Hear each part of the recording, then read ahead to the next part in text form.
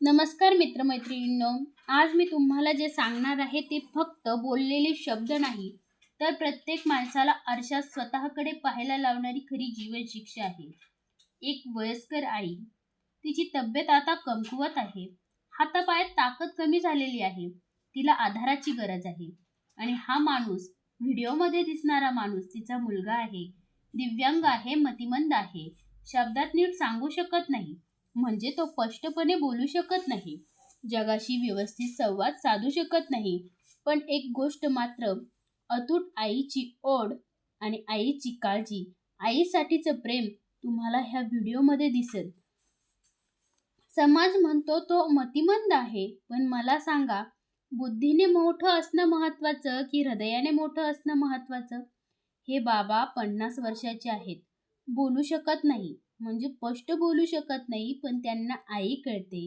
ते शिकलेले नाही, पण त्यांना सेवा कळते. त्यांना जगाचे नियम माहीत नाही, पण त्यांना प्रेमाचा धर्म माहीत आहे. आईला पाणी हवं असेल तर ते तिला पाणी पाजतात. आईचे हातपाय दाबतात. आई पडू नये म्हणून तिचा आधार बनतात. त्यांना पंढरीला जायची गरज नाही, कारण त्यांचा देव घरीच आहे. ते आईतच देव बघतात. मित्रांनो, ह्या व्हिडिओमधील प्रसंग पाहताना आपल्याला एक गोष्ट जाणवते. समजूतदारपणा हा डोक्यात नसतो तर हृदयात असतो. समजूतदारपणा हा डोक्यात नसतो तर आपल्या हृदयात असतो. आज आपण शिकलेले, नोकरी करणारे, मोबाईल वापरणारे, आधुनिक जगातील लोक, लाखोंचा बंगला बांधणारे, कधी आई वडिलांच्या हातात पाण्याचा ग्लास देतो का? कधी त्यांचे शब्द शांतपणे ऐकतो का? कधी विचारतो का, आई तुला मदत हवी का? बाबा तुम्हाला काही हवं का?